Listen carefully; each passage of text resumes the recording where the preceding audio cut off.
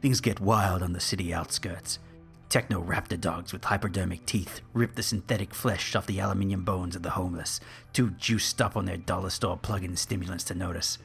A man with hands for feet and feet for hands cartwheels down an alley, never really sure of where or how he stands. Exhausted at the spectacle of living, I take a log drag from the electronic cigarette grafted permanently into my index finger and log into my favorite bar, the Neon City Daily, after dark. So hi everybody. That was a very vivid opening. Oh, thank you. Yeah. Well, that's like life in the big city ain't easy, man. It's not, and we can tell you that, sir. Yeah, well, these are all first-hand accounts from the Neon City Daily after dark. After dark. So, I'm Jamie. I'm Nick. And well, we got a lot to talk about today, Nick. What have you been doing this week? Because I don't know. Life's a mess. Dude, I've been playing the hell out of Mountain Blade to the point where my RSI's flared up. Sweet. Yeah. Sweet. I tell you what. You've been living that medieval lord life. Oh, dude, have I ever? Like, okay, so I'm gonna just gush a little bit about it because the game is really interesting. I can already, like, before you get into this, I'm gonna preface this with the fact that I fully expect at some point for you to just be going on a personal crusade to ruin someone. But yeah, let's keep going. That was a spoiler, but okay. No, so it wasn't. It starts out because like the game is it's still fundamentally in early access. So yeah, right. There are a lot of there are some kind of political things you can do, and there are some other political things that you can't do. You definitely notice when you're talking to some people that, hey, there are some features here that are just completely missing, or hey, there is some dialogue that is just completely missing. And that's fine. It's early access, and that's not a big deal.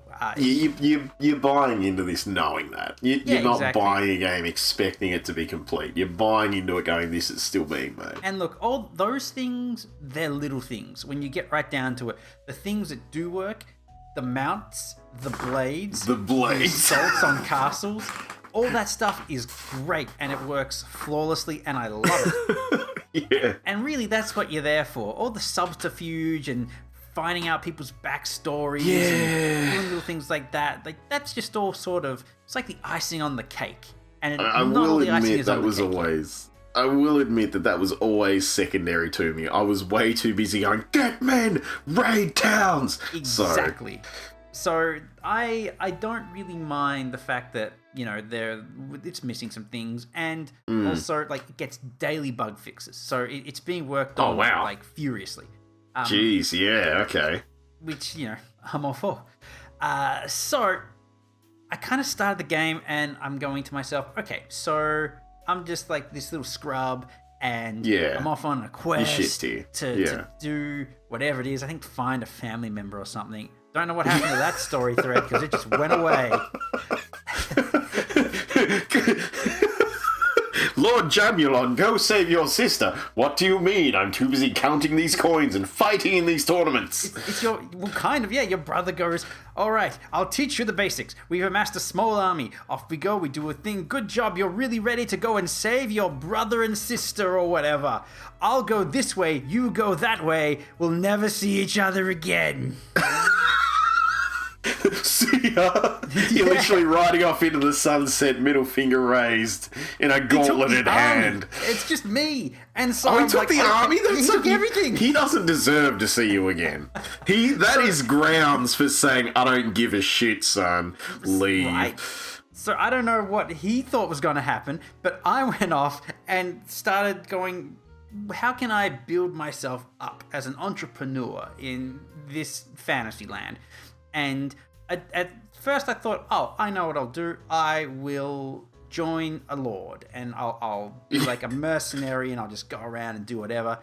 And I did that for a little bit. And I didn't really like it, primarily because when I joined that lord's retainer, the colors of my sigil went from blue and yellow to purple and purpler.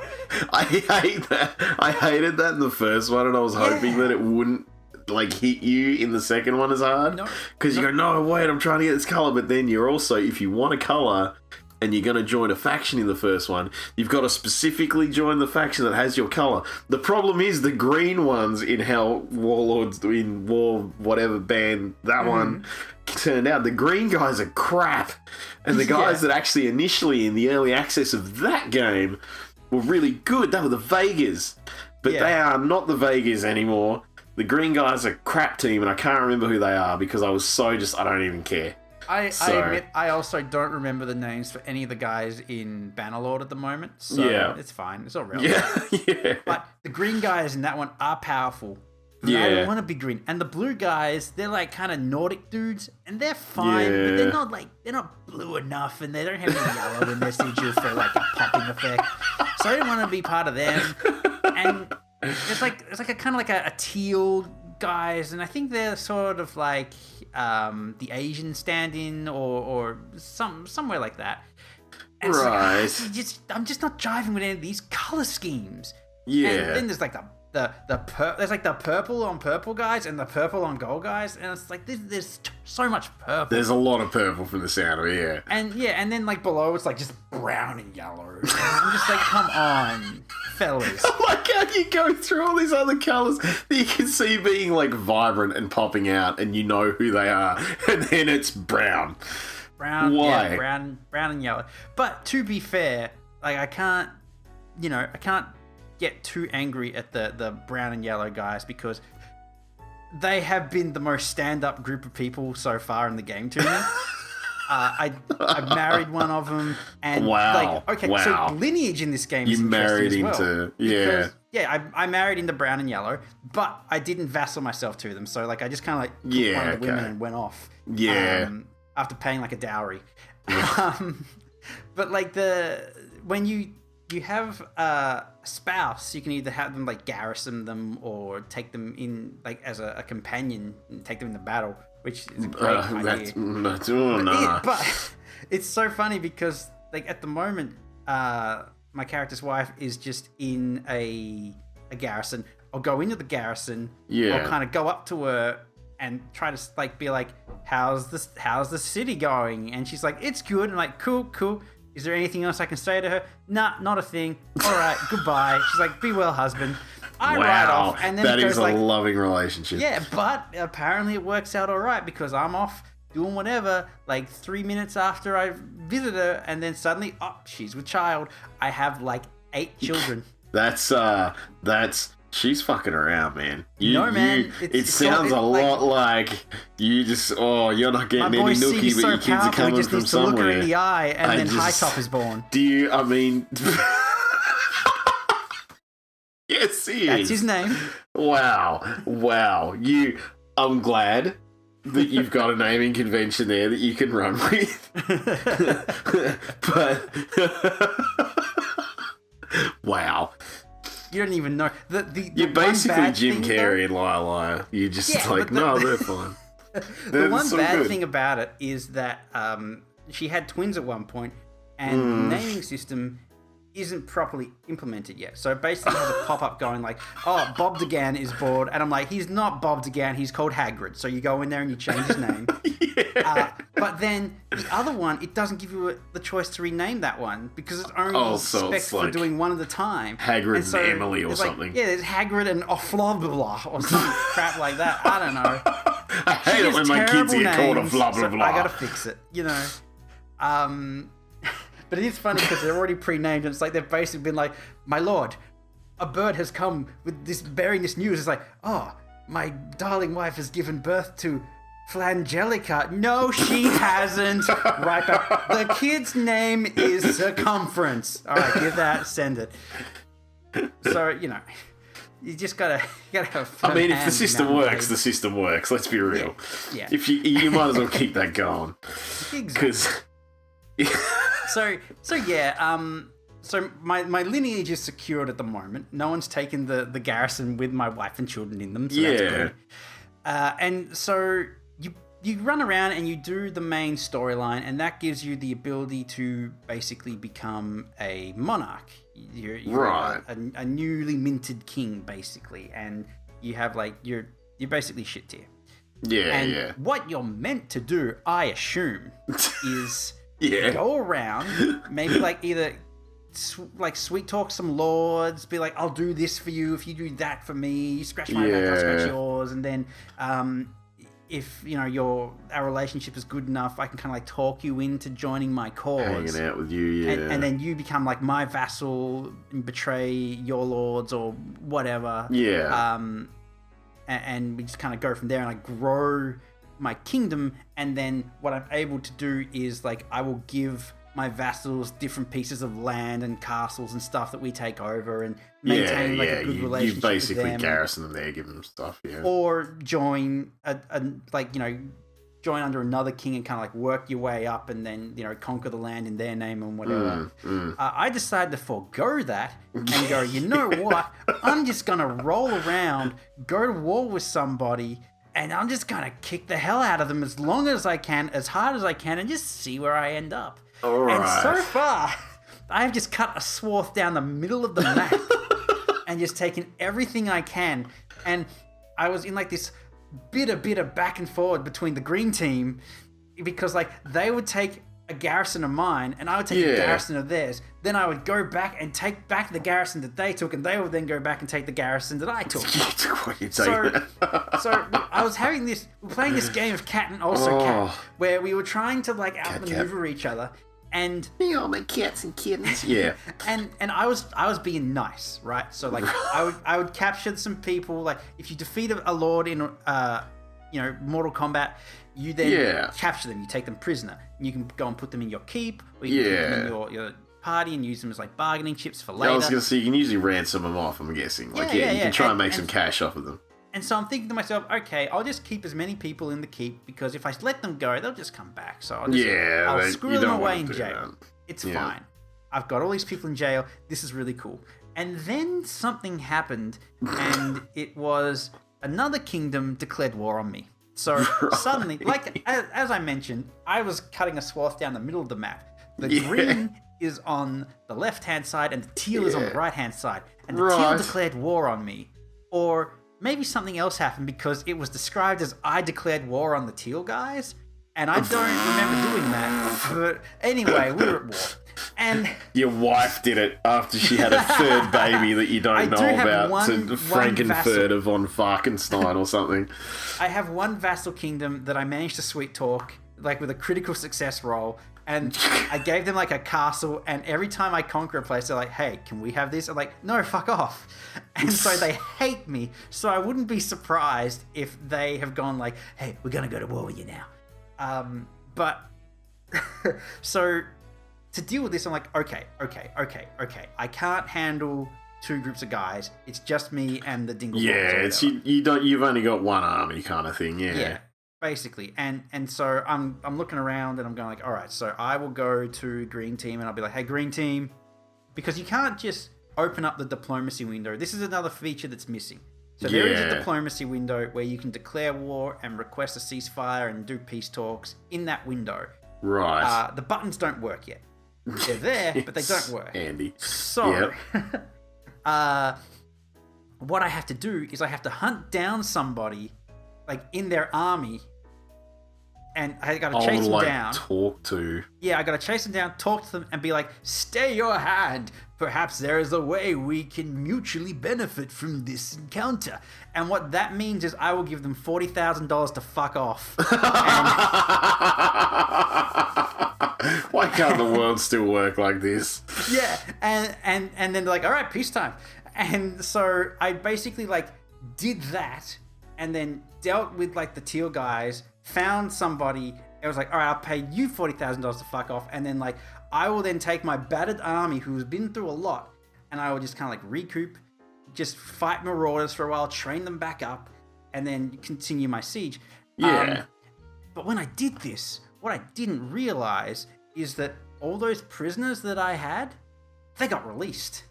And so suddenly the board is once again full of these lords who are just going around just causing trouble, busting up my shit whenever a war pops up, because they tend to pop up randomly, like I mentioned. I remember that almost literal exact same thing happening to me years ago in Warband. Because I did the same thing. I was just like, I'll just pile these guys in the one castle that I have. Yep, yep. And then it all went wrong. Yeah. So, I devised a solution. Yeah. Yeah. I would kill them all. Scorched earth. Good, I'm glad. I always like it when something gets to the point where you finally resort to scorched earth. Because I'm usually a bit quick. I usually jump in pretty quick to just go, you know what, all of them and the orphans, just off them all. My man. I kind of enjoy it when it gets to a point where I'm like, yes. The game really pushed me because I'm doing this back and forward with these guys. I'm getting nowhere. My army is getting whittled down. And I'm just like, fuck it. I have 8 people captured at the moment. That's 8 armies. Kill. And I've destroyed so many clans because while I was like, because my first fortress that I got was up in the northern area with like the blue guys. I just kind of went to war with them for a little bit. They were sort of like, they were like a fled. They were getting wiped out by the green guys, and so I was like, oh, this is an opportunity to grab some easy land. There aren't many people there for me to have to worry about coming after me. Yeah. So I took some of their land, and I got like a castle and a city, so that was nice. And I would just go up north because there are a ton of marauders up there, and I would train my armies. And so every now and then, I'd want to stop the fighting because I realize I am well and truly in over my head because you need to do some housekeeping. Yeah, really. There are people rocking around with like armies of like 1,000, and I'm like, I have got 120 units. Oh, no. We must vie for peace. So help! Yeah. Oh, jeez. That's what I would do. And it just got to the point where, like, I can't keep letting these guys go because every time I let them go, it's another group of 50 people just running around the map, laying siege to my towns when I'm at war with them. So they gotta go. Yeah, for sure. And like to the point where I have killed the king and the queen of the green guys multiple times and not realized it until I have gone and looked over to see how many people I have left and gone, that's a different ruler. Wow. Huh. Wow, James. You just seem to... let's be real here. You are effectively the raiders of that game. Like, let's just get into it. You are the marauding band of murderers just careening through the landscape. And look, like, I gotta break it down. You hang on, I'm going to actually just check right now. I have got 85 hours into this game. What? Holy shit, man. This is my first campaign, so it really goes to show if you live long enough as a hero, you will see yourself become the villain. That is 85 hours. Wow. I expect you to spend that kind of time in, like, Monster Hunter or Persona. Or just, especially in this time frame. You've had it for what, like a week and a bit? Since launch, yeah. And you just, wow. Yeah, I went hard. Yeah, I can tell. And you're getting your genocide on now, so. So yeah. So I've just gone to the point where it's like, you know what? Our kingdoms clearly cannot coexist because I'm not willing to bend my knee. And I haven't even asked if you want to, but you like me at minus 100, so I'm going to assume you don't want to work under me, so... Yeah, this is over. Time to die. See you, bud. See, what I would really like from the game is the ability to, once you've captured a noble as a prisoner, to be able to talk to them and say, hey, you want to join me? You want to join up? You want to join the I don't remember what my gang was called. Oh, the clan of the Von Fimblewimbles. If you joined the Von Fimblewimbles, it's a vicious name.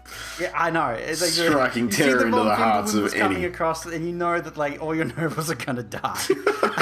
At this point, yeah. Like, it's not even a joke anymore. You're murdering your way across the landscape. So, you know, let's get that on. Just bring it on. And I figured out the best way to do it because you see, once you get a big enough army, like, because you have like companions and you can send them off to make their own little parties and then you can bring them in to form an army. Yeah, but the downside on this is it affects your overall speed. When you marching as an army is slower than riding as a posse. Yeah. Even though my posse at this point is like, I think it's 350 strong. Jesus. Like, if you form an army, you slow down dramatically. And so if I see like some little shit kicker nobles, I'm like, oh, kill them next. Yeah, they run away and they're too fast. Yeah. But I figured them out. If you lay siege to their town and you don't actually do the siege, you just sit there building ballistas and building battering rams, they will come to attack you. And they won't attack you outright. They'll kind of rock up as a group of 50 and they'll stand on the outskirts. Then maybe another group of 50 will show up. Then like 2 or 3 more groups of 50 will rock up. And then like another guy with an army of like 120 will rock up. And they'll see him and they'll kind of like spaz out for a little bit as they try to like time it so that they all hit you at the same time. Yeah. And then they converge on you. And they're like, you're outnumbered. We have the advantage. Surrender now. And I'm laughing internally because even though I have less numbers, my guys are way better trained. Yeah, and so right. We go into battle. They have, say, 500 guys. I've got like 270. I get 3 wounded. They all die. I'm gonna give you the Nick, warband caution here. Right now, I'm gonna give you the words of advice that I wish someone gave to me every time I forget these words and play Warband again. You're riding a high right now, right? You're running along, you're doing your thing.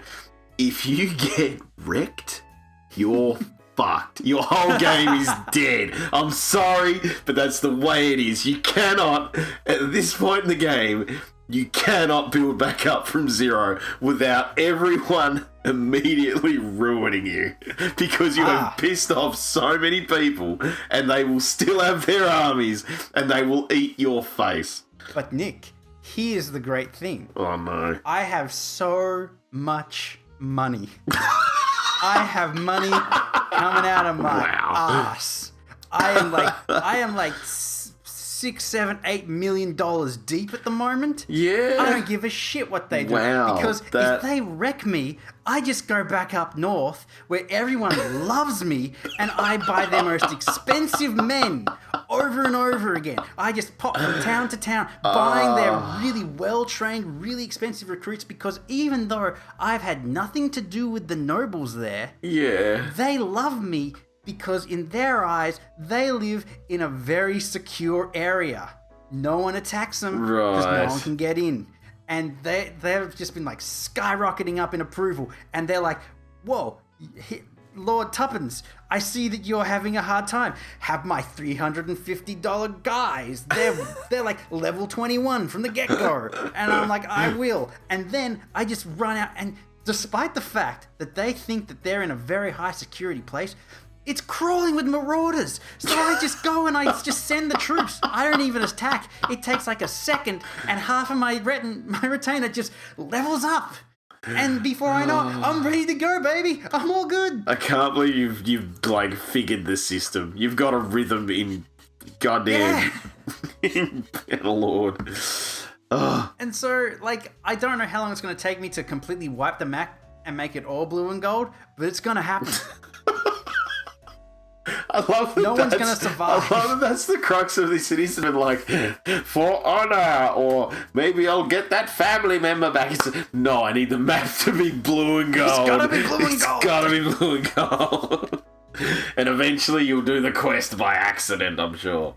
Yeah, I mean, right? Like, so when you get to a certain point in the storyline, it kind of goes, hey, do you want to rebuild the Empire or destroy the Empire? And you might think that from the way I've been playing, I'm like, oh, I definitely want to destroy the Empire. I hate those guys. That's not true.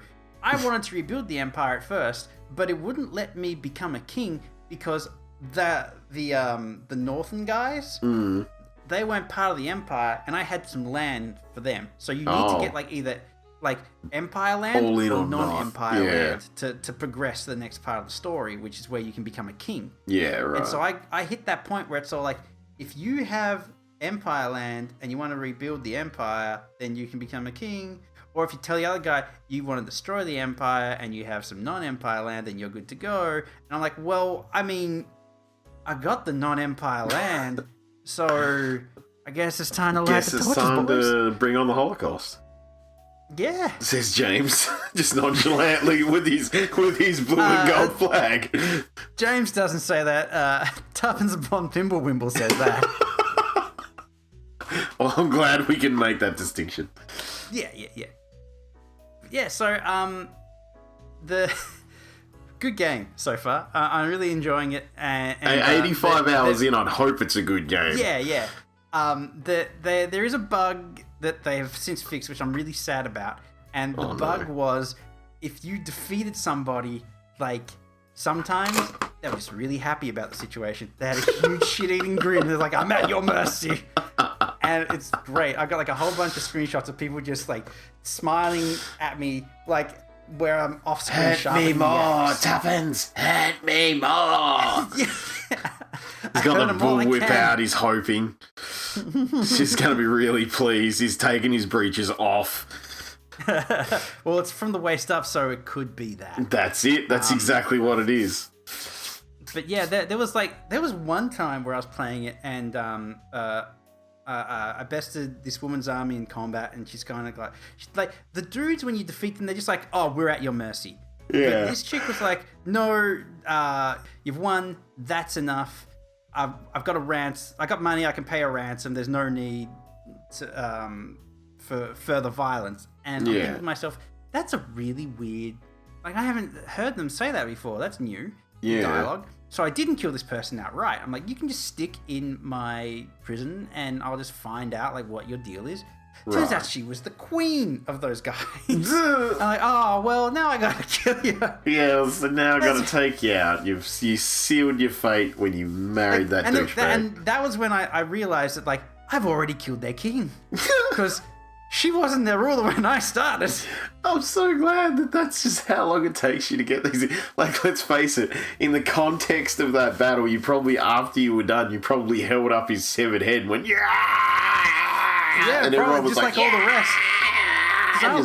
You're spraying the blood everywhere, you're rubbing it on your nipples, you're like, yeah! His bloody beard is just swinging in the wind, the crown's falling off and jangled cinematically across some rocks. And then a couple of days later, you're like, oh yeah, I killed him.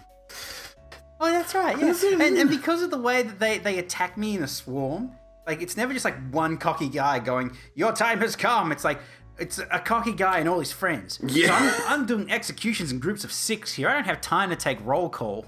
You know, time is money. And I was just as surprised as they were when he died. Oh, wow. But yeah, that's Mount & Blade 2 Bannerlord for me so far. Sweet. And, Holocaust I've Simulator, enjoying it. Medieval Edition. Yeah, and if I had...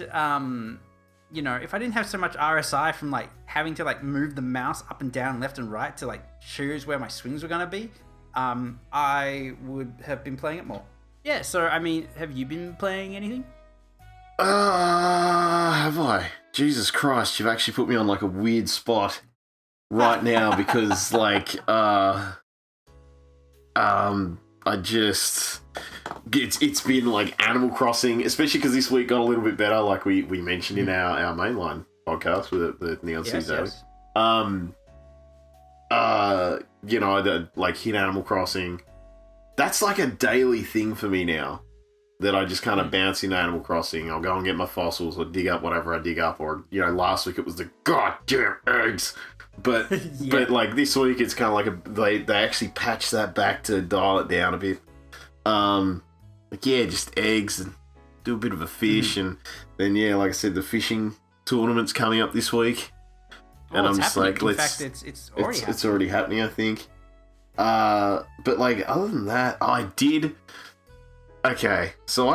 this thing, and I do this on a lot of games, and you're gonna, I think, feel this as well because I know this has happened to both of us on different occasions. Mm-hmm. I went back to Rainbow Six Siege, right? Oh. And that's fine. I'm not gonna lie. I'm pretty decent at Rainbow Six Siege, right? The problem is that what I find happens is that I pick up a game, I get like okay pretty fast, like passable. Yeah. But then like some time passes and I'm just like like, you know, there's a patch or the meta changes or this character comes out of this thing, and then suddenly it's just like, I can't evolve. I can't get better in a different context. I just can't do it.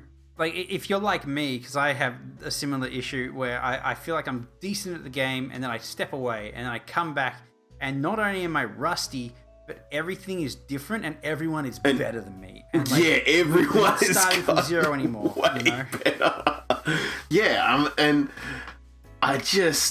it just hurts, man, to the point where I had installed Rainbow Six Siege again. I had spent maybe a couple hours on it, and I just had such a miserable garbage time that I was like, nah, I'm good. Yeah. Again, I'm done, I think. That was, I tried to play Siege with you on the Xbox a fair while back. I played like 3 rounds. I'm like, no, I still hate this game. Like,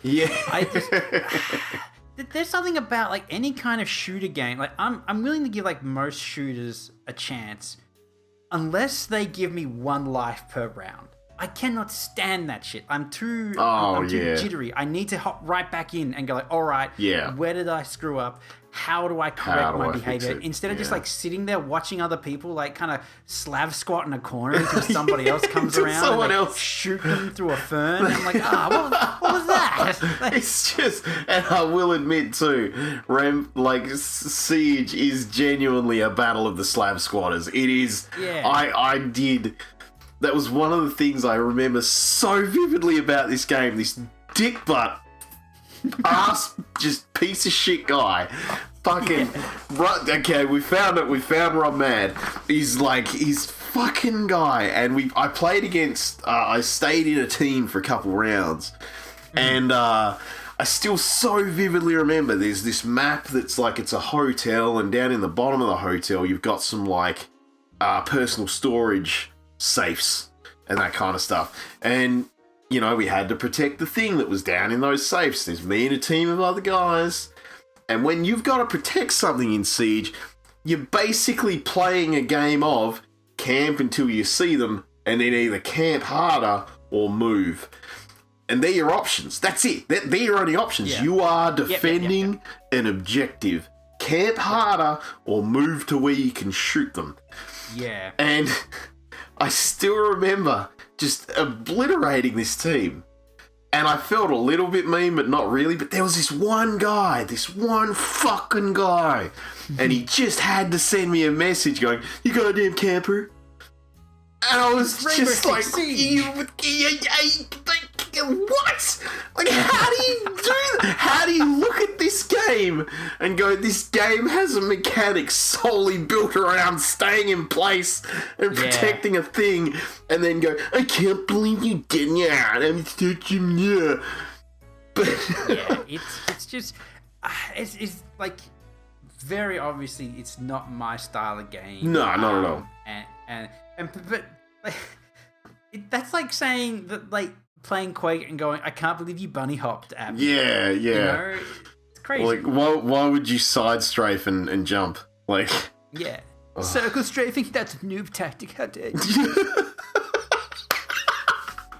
I want anyone to tell me that circle strafing is a noob tactic in anything. I need that. You have no idea how much that would make my day. Oh, dude, if someone with zero irony in their voice, I can't believe you'd fucking circle strafe, you piece of shit. And just... I will chuck out there though. Siege has like I so rarely get messages on Xbox Live because I don't play a lot of like competitive games. I kind of like tend to play a lot more kind of co-op-y PvE games just in general. Yes, but I have never received more abusive messages from 12-year-olds than I have playing Siege when I was okay at it. Yeah, it's weird. Like, there are certain games that just, like, really bring that out of people. And I think the last time it really happened to me, and this is a long time ago, was when Injustice first hit. Oh, and yeah. We were just kicking around with Injustice, and That's there's right. something about the way that game is designed that if you're playing a keep away character, it's super easy Yeah. to play a keep away Yeah, character. it wasn't that first one, And- yeah. But it's like they're designed to make people as angry as possible. Oh, yeah. So angry that they will tell you what they've done with your mother. And it's so crazy because, I mean, years of playing Halo, you know, I got maybe like 3 or 4 messages in Yeah. the span of like years. And With one of those Injustice, it was like I got messages- 5 guys in an hour telling me how shit I was for using a guy. Yeah. And, it was so weird. The fact that one of those abusive, and I say in quote marks, messages that came from Halo was a friend of ours getting an audio file of someone farting, I think really speaks volumes about the effort that people are willing to go to in games like Injustice and Siege to use that on-screen keyboard. Because back in the day on 360, when we were running Halo 3 all the time, you were like, I'm going to send this guy a message. Forget that keyboard. It's going to be 15 seconds of audio. And to hear a guy receive an in quote marks, abusive message that is just the rustling of someone shuffling their mic and then just... it was beautiful. I like how someone's sitting there going like, oh, this guy really got me a humdinger. But I had the perfect retort.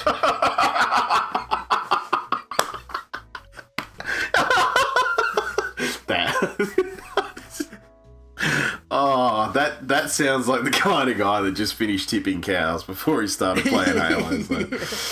Oh, But wow. as you were saying that, Nick, I had an epiphany, and I know why. I know why you're getting like so many messages in those games, and it's because, and it's the thing I don't like about Siege. There's so much downtime. Oh, yeah. There is so much downtime. Yeah, there is heaps and of it's the downtime. same in like Injustice. Like you're in a lobby with like 6 people, you beat a guy with Deathstroke, and suddenly like that guy has like 5 rounds to tell you how shit you are for playing his Deathstroke. Yeah. Which yeah, I it's admit true. at the time it was a cop-out because he was pissing me off, so I just went, fuck it, I'll pick Deathstroke and shoot with a gun. But the strategy worked. And I did. think that says more about the game than me. I will admit the first Injustice, I will give you that. That like Injustice was a game where you could look at the characters and go, these ones are infuriating. And you could just take them if you wanted to be that way. Yeah. So, but yeah, you're like- right, downtime, man. That is actually what has driven me off of playing. I mean, I'll go with pretty much all Battle Royales to start with, but Warzone, that Call of Duty one. Yeah. Because it's not a bad game. To me, it never has been. I've always kind of enjoyed just the mindless Call of Duty multiplayer. Like, just go in there, there's, even if there is an objective, it's not a particularly difficult one. You just shoot the other guys. Yeah, cool, sweet. Oh, some guy threw a knife across the map because he's a weenie. Just stuff like that. But I just can't play Warzone anymore. Or at the moment, anyways. Especially because I've mostly been playing by myself. I haven't been playing a lot with friends. Right. So I'll play, and I'm garbage at it. So I'll jump in. I'll kind of maybe get a kill. I'll get shot to bits. And then it does like a little gulag thing where you're like, you can, if you 1v1 this guy, you can come back. And you go, yeah, I heard about that. you go, okay. And I've done it a couple of times. I've won a couple of times. So yeah, cool. And I'm straight back in. But then I do the same thing again where I'm like, hey, I've shot at someone and then I've just been obliterated. And Warzone also does this thing where it like throws up a thing. It's like, hey, you get automatically thrown into a squad. You should wait for your team members to bring you back because they can buy you back at a revive thing. They're never gonna do that. They Just don't know who you leave. are. They don't care. Yeah, they don't care. Yeah. Just leave. And so then you'd leave, but then you'd have to rejoin another game. And there is just that so much downtime of me just going, I want to play a shoot. Oh, I'm not shooting. Yeah, absolutely. You look at the new Doom, Yeah. and that's one of those games that's kind of giving me hope for the shooter genre because it's sort of it's returning to the roots that made shooters fun in the first place. Yeah. and that is just gun power and movement. Yeah. You move good, you shoot good. Move, you shoot. die, you get back up and you keep Shooty, doing move, it. shoot. Yep. And there's like this pure, simple fun. And I understand that, PlayerUnknown Battlegrounds and Fortnite and stuff, like they're very like streamable games because a lot's on the line. If I die, I'm dead. Oh no. Yeah. Luckily, I'm Ninja and my hair is blue and I'm the Al Bundy of video game players or whatever. And so, but like, will Ninja get the Dark destroyed Souls of or will sitcoms. he win? Yeah. Yeah. It's just like one of those things where people have kind of like latched onto those because there's a spectacle behind will I die or won't I die? Yeah. But in terms of like an actual fun game, I find them very lacking. Well, the thing that you kind of find with a lot of those games as well, like specifically those games, is that, yeah, you will have people that only play those games. Mm-hmm. And I can't be that guy. I can't go, I play that game. That's not my thing. It's not at all. I like to enjoy games, and I like to enjoy whatever games I feel like at the time. And I don't always feel like playing one specific game. So it's just, I couldn't do it, man. I couldn't make myself do it.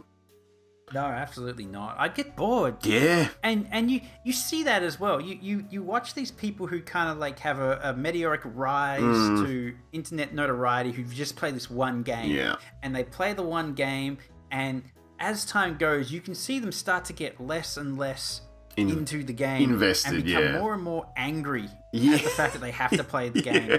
And there was one dude in particular who he was called Wings of Redemption. Right. He's still around, and he was a guy who started off doing Call of Duty stuff. Right. He just do Call of Duty videos on YouTube. Oh, yeah. And that got really popular. And so he's just known for doing Call of Duty. Yeah. And he's a fascinating case because he's a wreck of a man. I mean, like, not to be mean-spirited, but like, he's got a lot of problems, a lot of personal issues. Okay. And he's not afraid to share them with his stream, so you know all about his stuff. But he's lamented multiple times that he hates playing the games that he's playing, and he can't do anything else. He's no good at anything else. He doesn't want to try to find like a trade or anything like that because he's like, no, because then the money would stop coming in from this and I don't know what to do. Yeah, this is kind of, so you get to a point where that's your job, that's your life. Yeah, so he's like, this is my job. I hate it. I hate doing this. I'm only good at this. People want me to play Siege, but I hate Siege. Yeah. It's like, it's really sad. But that's the ultimate fate of people who just play like one game in particular. Yeah. But then you've got people who play like genres of games, and that's a bit different. That's a bit different. So you look at, say, Maximilian, who his whole thing is fighting games, and he loves fighting games, and every now and then he'll go back to old games that he played. Like, he used to play a lot. Yeah, he's like a big fan of like Marvel 2 and Third Strike, but he also go and play like whatever's new and fresh. Yeah. And so that gives him like the variety to play different things at his own pace, and he clearly enjoys his life. Oh, blatantly, yeah. No, he is one of the guys that when you watch, you can kind of tell that he enjoys what he's doing. Yeah. And yeah, like you've said, I think that part of that enjoying what he's doing is because he mixes it up. It's not just the same thing day in, day out. Absolutely. Instead of like, I have to play this Modern Warfare or I have to play Siege because people want me to play Siege. Like, it's just... Well, he's actually a big part of it. Covering a lot of stuff for the Final Fantasy VII remake as well. Yeah, he loves Final Fantasy. Like, I feel like that's one of the good things that he's done with that is that he's let his like personal interests, he just lets them bleed in. And people now kind of expect that with his, I guess, brand. You would say that if you're watching him, he's just going to be doing things he likes. Yeah, and that's probably the best way to be as a streamer. It's like, I just play a thing I like, you know? I'm not like a Minecraft streamer or a Fortnite streamer or a popular game streamer. I'm a streamer and I play stuff I like. It's actually like Josh had only just mentioned previously that there was a League of Legends streamer that he watched and the servers were down, so he was playing something else and he was like, this is really weird. And, and it's just like, so once you kind of dump yourself into that specific lot, it's got to be hard to break out of. Absolutely, because people expect that game from you. Yeah. And it also has to weigh on the person who's playing the game as well, because they're thinking, I don't really want to play League of Legends today, but everyone comes to watch me play League of Legends. My Jinx is the best. Oh, whatever. Here, once again, I gotta dip my toe in that hellscape that I love. At that point, you'd have to be having nightmares about running mid and shit, and like, oh no, I'm going bottom, whatever. Absolutely. Like, you'd wake up at night just throwing words at the wall, really. Oh no, I'm playing Jaina, and I have to go mid, and I'm not wearing any pants. Sure. Yeah, I mean, that's all of those words mean something to me. Jaina is Jaina League of Legends, or is she It doesn't matter. It doesn't matter. I don't know. None of it matters. None of it matters. She. But I did. She is. Okay, good. So I'm thinking, like we had a pretty extensive talk last week about you had been watching Beastars. Yeah. Did you end up finishing it? I'm like one episode off the end. Oh, yeah, I know, right? I was genuinely thinking that before, and I finished it. I love that I talked about this thing that I really wasn't sure on, and it's kind of weird. And I was thinking things I've never considered, and I was like, "What is? I don't know. I mean, I'll watch the rest of it." And you just binged it, didn't you? Yeah, I did, because like the way that you presented it to me is like you were so confused, and I was like, all right, I got to take a look at this and see if I can nut out what it's about. And it's about this dog not being able to nut out. Yeah. And so the whole thing was so... What a weird anime. Yeah. I mean, I'm consistently at a point where I went back, and I think when we talked last week, I was 5 episodes in. And so... Actually, let's just quickly preface right now. We will go into as much spoilers as we can until up to the last episode, which you haven't seen. Yeah. So if you're listening to this and you're like, maybe I want to watch this show, this relatively new show, and I haven't yet, pause the podcast here and just watch it all right now. It's only 12 and then episodes. Come back to it. You can get through it. And so spoiler warning. Yeah, we'll go with that. But I think I'd watched 5 episodes when we talked last week about it. And then I sat down and watched like another 6 episodes all in one burst, I think, the other day. Now, just because I binged it, it's all one big block for me. So just tell me what the last episode was. Legoshi and the panda that I've forgotten the name of. Legoshi's the wolf, which we now remember. Legoshi and the panda have just like they're like halfway up the tower, and they've just split up for me. Okay. So the tower assault hasn't ended yet. It's still going on the with that. Goddamn wolf is still refusing to start biting people, which is annoying the Christ out of me. Who would have thought, though, Nick, that this show about like weird dynamics between students who are also animals would somehow diverge into I have to fight the Yakuza who are lions. Yes! Where the fuck did that come from? That was such a weird jump for me. It's like the whole show's odd as just everything's just left field.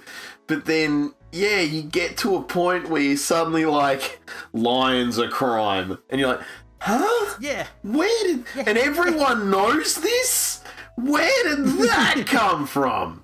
It's so weird because like I was really hoping that just watching this, starting off, that the climax was going to be that it was all going to be still contained in the script. Yeah, I was hoping that it would be like a climactic thing between Legoshi and Louis Vuitton. Yeah, Rui. That they would have like they'd finally butt heads and they'd kind of like fight over the girl or whatever, and like emotions would happen and feels would be felt, and like people would figure out their shit. But instead, a rabbit gets kidnapped by the Yakuza, and the wolf is like, well, fuck you, I'm gonna go. Yeah. And wow, that was left field. And I think that was my thing as well, is that there's no, when you think back to it, like if you sit back and you really start running it through your head, there is nothing in a lead up that's going to point to that. There is no point where it alludes to anything like this being something that's going to happen. And when it does, you sit there going, I have to process this. And a 25-minute episode or whatever it is not enough time to process this fully. I mean, there's so much about that Tower Assault episode that like it all sort of blends in. So there are things that I want to talk about with like how weird it kind of was, but I don't want to overstep my bounds and you don't get to have that head scratching moment. So there's already been a lot of head scratching moments. Yeah, maybe that's next week. Yeah, we'll revisit this next week in terms of like how that. I'll get on there and watch it all. And, yeah, but the whole thing was just so like this weird situation where this wolf is so repressed he doesn't know what he wants to do with it. The fact that he's so repressed that he doesn't understand how repressed he is. That's the weird part for me, is that like the longer it goes, the more he's just like, maybe I am a mess. And it's like, and then a little bit later he's like, maybe I'm more of a mess. And you're like, yeah, no shit, bro. Like I love Lauren and I were watching it together, and we really liked the part where, because we were watching it with subtitles, and you can kind of tell it's where they kind of like they sort of just fudge the script a little bit. Like there was like one point where like the guy's like going like, "Hey Legoshi, did you see anyone out there?" And the subtitle says no, but the audio has him saying like "hi."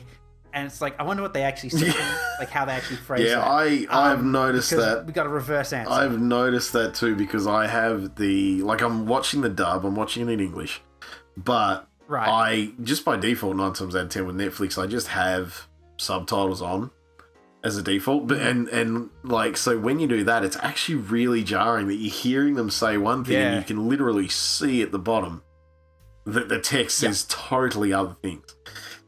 And that's kind of okay, because you got to localize. Like sometimes if you don't fudge around words and stuff, it's going to look really unnatural. It's okay if you got to localize. It's kind of not okay if you take a character that has a name that starts with L and just straight up replace it with an R and pretend that's normal. Because I don't know what happened there. Is not a name. They just forgot that Japan doesn't do L's very well. And they went like, no, that's literal. That's the one literal thing. Yeah, that is specifically what we'll run with from the Japanese audio. There is a great little moment there where like somebody goes to Legoshi, like, that rabbit, you gotta watch out for her. She's a bitchy. And but so they call her a bitch. Yeah. But the subtitles like, she's a slut. Oh wow! And so he's just sitting there going like, so she's a bitch, and then at the bottom like, so she's a slut. Oh. It's just so weird that they're kind of going like, oh, we can't call the rabbit a bitch. And the thing is, call her a slut. And the thing is, I'm pretty sure in the English dub of it, that word is only uttered by like I think maybe one character a couple of times, and it's the rabbit that hates that rabbit. And like the rabbit who hates the rabbit says it, and multiple people tell him that she's a slut, and he thinks about how she's a slut. But that's the thing though. I don't remember like hearing it get said. Like it wasn't like a specific mention or anything. Like I said, there was the cranky rabbit, the stupid patchworky thing, whatever it was. She's the endangered species. Yeah, that's the one. And she says it, and I know that like some like passing background characters said it. Yeah. But I just like that. Yeah. that moment where like the Harlequin rabbit, I can't remember what's the name of the main rabbit. Haru. Do you remember the dwarf Haru? Right, where the Harlequin rabbit knocks Haru over and like, that's a bit mean, and she just dumps water on her. Yeah. In the first episode, I'm like, shit. I'm not gonna lie. There was, I was just okay. As far as the like dynamics for characters in this are all weird. Let's just get that right out there. Mm-hmm. Every dynamic for every character to every other character is like off center somehow. But everything's you've odd. got this freaking I'm an endangered species rabbit that's mad at this normal dwarf bunny thing rabbit, and like she's it's not really a thing that you can like you go with sometimes now is where you're just like, she's bullying her. Usually in that kind of context, like not to do like a weird pull to something else. But if you look at that kind of thing now and how it's repped and how you want to make it, you look at like Spider-Man: Homecoming with like Flash Thompson. Yeah. If you remember that, where he's just constantly like, I'm gonna call you Penis Parker and I'm gonna make fun of you on the internet. Yeah. Like that kind of stuff is the kind of stuff you're like, yeah, that's bullying. I can see someone get away, if you know what I mean. But then you see this stuff and it's just like, you're genuinely physically abusing her and it's somehow never getting mentioned ever. And okay, this brings me back to something that is really important that I was asking myself a lot of the times, and it's where are the teachers? There's the drama club guy. Where are the authority figures? There's the drama club guy and the lion mayor. That's it. There is also, and this might be a little spoiler for you, Nick, there is also, I think she's like a baboon, and she's like the hall monitor. She's just like, where are the students in their dorms? And she shows up at the end, and she's the only person who, like, the only authority figure who has a semblance of a presence of like, you fucking kids. Oh, wow. You will do what I say. What is this shit? Punishment's going to happen. Yeah. And I'm like, where was anyone Where else was anyone in this whole scenario of this show? Oh, yeah. Yeah. I haven't met the baboon yet, but yeah, there it is. Yeah, I think he might actually be like 2 episodes away. Maybe, yeah. I think it was. Just from what you're talking. Yeah. But I don't know. It's odd, but I can't. I will never tell anyone not to watch it. I feel like it's odd and it's confusing, but I will perfectly. I will be fine with being perfectly honest and saying I feel like everyone needs to watch this. Wow. And I'm not 100% sure why. I just feel like if it's going to confuse me this much, and I've watched some odd shit. Like, I've watched some strange shit. I'm actually going to, like, after we're done with this, I'm going to ask you about something else. But, like, I watched some odd stuff. But this is like the most I feel, well, like, let's face it, it's on Netflix, so we're going to go with like the most kind of mainstreamy, general purpose, just weird thing that I have felt this confused over for a long time. Like, it's just... It's just one of those... I don't know what... There's something about the show where I'm like, this is really interesting here. But this is really bad here. Yeah. And like, so, because like, okay, for example, again, this leads back to where are the police? Yeah.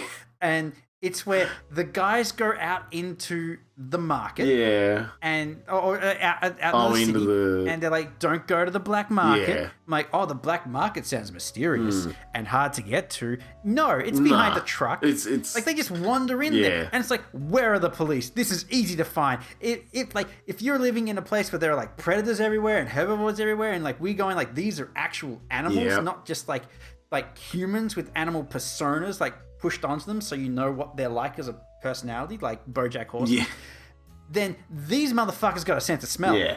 And there's barbecue going on. And meat's not allowed, so where are the police? Yeah, well, the thing is, too, with that, the first time you hear it get mentioned, it's by, like, a herbivore student. Yeah. And so you're like, if literally everyone knows about it. Like, yeah. Well, I mean, because you hear it from Ruiz. Isn't it Rui? Yeah. Well, him saying it makes a lot of sense in context. I don't know how. Yeah, far no, he would, but like at the same time, if he's willing to just talk about it like that in the middle of wherever. Also, I can't really talk to you about it because you're not there yet. But the way his character arc ends is so weird to me because it goes from high school students with feelings for each other, want to put on a good play, to fucking like weird conspiracies and just like it's hard for me to really, again, I can't go into it too much because you're not there. Yeah. But it's just, it was a really weird way to end it. And like, I never really watched the show, but I did see like, you know, because it was very popular in a lot of like mainstream stuff, I kind of like picked up bits and pieces here and there. But Rui's character ends up reminding me a lot of Seto Kaiba from Yu-Gi-Oh! You'll probably know why when you get there. Okay. But like, yeah, right. I don't know. And I'm just like, I did not see this going this way. I did not see myself likening this character to that character. Yeah, okay. What is going on? Why am I likening this, like, herbivore, honor student, anthropomorphic thing to an Egyptian pharaoh stuck in a kid's body playing a card game? No. That wasn't the pharaoh. It was the rich guy. Oh, was it? Oh, God, it was too. Yeah, you're right. Gosh, Nick, get up on I your need to Yu-Gi-Oh get knowledge. up on my Yu-Gi-Oh lore. I feel like you knew, but you said that on purpose to throw the viewers off. I wish. I wish I'd fucking considered that and had done that. No. But in reality, I just showed you how much I don't remember about Yu-Gi-Oh. Yeah. But yeah, again, my real takeaway from that is, what a weird anime. You know what else is a weird anime? But not an anime at all. And I'm pretty sure you wouldn't have watched it. But it's been like everywhere, and there's memes about it, and there's everything about it. Are you going to talk about Tiger King? I am. Have you watched that? I am about to. Like, it is like the next thing I'm going to watch. Okay, I will tell you right now that growing up in a very underprivileged area, and the kind of people that I knew and I've been around before, a lot of the people in that show remind me of those people. The problem is that they remind me of these people, but it's like a different dimensions version where they can own tigers and like just have parks and meth and four-wheelers and handguns and it's just like, if you're about to watch it, I'm literally going to say nothing else about it except for the fact that it's expect to have to remind yourself that these are real people. Okay, cool. So, I'll have it watched by the next time we do a podcast, and we'll chat about it. Yeah. Anyway, so I will check out Tiger King, and you'll have to watch the rest. I'll finish off Beastars. Yeah, you'll finish off Beastars, and we'll reconvene and discuss what we'll have like just like. Again, much like this, we'll have like a spoiler session at the end of the podcast and just chat. Just chat about these shows. But yeah, oh man. Yeah, fucking Beastars. But that's the effect it has. Yeah. You have to, it's the kind of thing you have to digest and take time. It really is. Like, I still just like, yeah, the more I think about it, like, I stop. I kind of like, my eyes are cast down and my brows furrow, and I just think about Beastars and like, what the fuck I just watched? Like, what about that wolf girl who shows up? And she's like, I will be the Beastar. And I'm like, what the fuck is the Beastar? Like, they sort of mentioned that it's a big deal, but they don't really tell you how it's a big deal. Really tell you how it's a big deal? I thought these guys are just the drama club. Yeah, they were, but apparently not. It's like all this shit. I do feel like this is the perfect time to mention though that I made my choice, and I kind of had a moment where where I'm watching it, and it just like it felt like there was a moment where I had to decide, and I sat back and I went, yeah, no, I'd hit the wolf. Like if I was Legoshi and I was hit with the two, and I had to make that decision. Pretty sure I know where I'd end up going. Actually, I feel like I know exactly what part it was as well, because there was a moment when I was watching it and Lauren goes like, damn, look at them titties.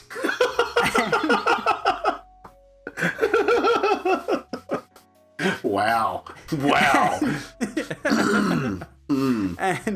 And I just feel like that's probably the moment where you were like, yeah, okay. Yeah, no, I'm assuming it was, really. I just had that thing where I was just like, it's a bit of an underlying thing here, and she's obviously there, and that's that, and I would, if I had to, came down to it. If I had to. If I had no choice. It was, it's either be eaten by lion yakuza or choose. I'd make that choice. It'd be the wolf chick, who I've totally blanked on the name of. I also have blanked on her name. That's fine. I'm sure I'll remember it next week. Yeah. Does it also start with an L? It might? Is she like a... Luna. It's goddamn Luna. Is it just Luna? Is it Luna? I'm pretty sure it's Luna. I don't fucking know. I'm about like 93% sure it's Luna. Probably. But I'm like right there. What a B-Stars conversation finale. It's Juno, Nick. It's Juno. Wow, I threw that in the bin. So I went for the 3-pointer and I chucked it into the crowd. Just mashed into my phone like B-Star Girls Wilf because I didn't hit the O properly, and Google's like, I know what you mean. I was gonna say, what's it? Because that sounds like you meant to type. You went for the MILF via the wolf route. Because just like Jamie thought of that one real quick. No, it's just like I missed the O. I'm like, fuck it, let's just see. Let's just see what happens. My name is Juno. Oh, there we go. It's not Luna at all. Oh, far out. What a roller coaster of emotions! What a fucking wild ride B-Stars has been. This is just it's done that thing. It's such a wild ride itself, and it brings the wild ride to us in real life here, where we have no idea what it is. What was the deal with like? Oh wait, no, you're not there yet. What a fucking show. I feel like a lot happens in the last, like, minute section that I haven't gone through yet. Yeah, like, a lot does happen, and it also... It generates questions for earlier in the show. Oh. And it's like, but what about... Okay. What do you mean? Yeah, alright. It's just... I'm like waiting for it, like me to get to it in the last episode's effectively going to be like the last episode of Neon Genesis, only it's going to be about a wolf deciding whether to fuck or eat a rabbit. So... Oh, God, it's just... I feel mentally drained just thinking about B-Stars. Like, the problem is, I feel like that's its purpose almost. Like, if you said that to the creator, he'd be like, good. That's the feeling I get from this. What about the fucking chicken that lays the eggs for the Goshi sandwiches? See that? Like, you don't consider these things until you really have to consider them, because that's what it does. it treats everything as being such a normal thing and plays everything so deadpan that you don't stop and consider where do they get eggs for the sandwiches until suddenly they launch into that side story about the hen that makes eggs for the sandwiches. She feeds that poor boy her periods. Yeah. She knows it, and he doesn't. He doesn't, and she's pumped about it. She's excited. She goes on jogs thinking about it. Yes. I love that. So this is like the fact that she sits next to him in that class. Yeah. And it's literally running through her head. He's gonna shove something in his mouth that's been in my ass. But like, okay, so here's the question. She doesn't know Legoshi. No. She sits next to him because his name is Legoshi and her name is Legos her. Or whatever. Yeah. And yet she somehow knows that he is the one who buys the eggs that she lays and he likes them. Yeah, because And she is 100%, she knows exactly, like, there's no way no one else bought those eggs because she just gives them to a shop. She doesn't sell them personally. See, this is the thing though. If you remember, she only gives them like 6 eggs, right? Yeah. And her eggs were specific to Wednesday. But then they changed what day her eggs were specific to Friday because they were so popular. So she can pretty much assume, like what we can do is kind of assume that store has like maybe 3 packets of egg salad sandwiches a day. And because like he gets one on Friday, she's just like, yep, they're mine. That's all I've got to assume because she only gave him 6. Yeah, that's the thing that gets me because she only gave him 6. Yeah. Like, that doesn't make a lot of egg salad sandwiches. No, how many people buy egg salad sandwiches? Well, you'd have to assume every carnivore is like, I need something. Yeah. Well, that's it. You look at the kind of menus and stuff they like the couple times they talk about them, and then you're like, eggs, of course, that's some way to eat animal protein without just chewing on someone's arm. Surely they'd all be up for that. Man, yeah, yeah, that's weird. How about that Bengal tiger that was like, I'll take some rabbit blood to perform better on stage? Oh, yeah. That was weird. Actually, right, that wasn't just me. Yeah, like, was odd. Why would you do stimulants for a play? Yeah, I don't know. None of that. I don't know. But I will say this too, though. Legoshi is pretty crap. Yeah. Like, because, like, you kind of get this thing where he is massive compared to most of the other animals there. The only things he isn't massive compared to are other big carnivores, right? Yeah. Like the tiger, like what we talked about, the Bengal tiger. And he has this weird thing where, like, so there was like a fight in the cafeteria and he was like, oh, I'm gonna have to tell him to stop, but then like they started on him and he's like, oh, I'm gonna have to figure out a way to lose this fight. The problem is, after he said that, I was expecting him to not be garbage, but then every physical confrontation he has after that, he is miserable. Well, Nick, I've got some good news for you. Watch the next episode. Well, I will admit I am interested to see how, like, he kind of works on that smell testosterone fuel that he would seem to be getting. His entire thing in the show up until that point is just like, I inherently don't want people to see how strong I am because I don't want people to see me as a big carnivore. I don't want people to see me as a threat. Yeah. And so, like, that's fine. That's okay. And he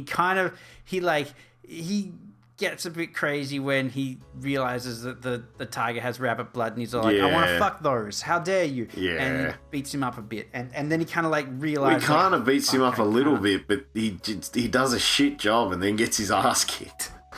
Yeah. And then, well, he doesn't really get his ass kicked so much as, like, he gets big scratchies. He gets some scratchies on his back. But Yeah. So I mean, what a weird anime. It's definitely the first one that's made me feel like this about for a while. Yeah, and I don't know what it is about it. And I think you're right in that, like, it's portrayed in such an earnest way that, like, you're kind of there, like, sort of half waiting for the rug to get pulled out from under you. Like, half fucking you're got waiting, you, but it keeps doubling yeah, down. you're waiting for the penny to drop, but the penny is just floating, and it never moves. So, But anyway, we'll I'll watch Tiger King. You watch the rest of that, and we'll kind of like we'll come together next time. We'll talk about these weird fucking shows, some more, and then we can kind of like sign off on them until season 2. Of sounds good. All right. Well, I guess we should wrap it up here. So, anything final to add, Nick? Nah. All right. Cool. Okay, guys. Well, thanks for tuning in and listening to Neon City Daily After Dark. I've been Jamie. He's been Nick. Yep. I can do that again if you want. It's all good. Let's go. All right. Cool. And like a well-oiled machine, we ride off into the night. Goodbye.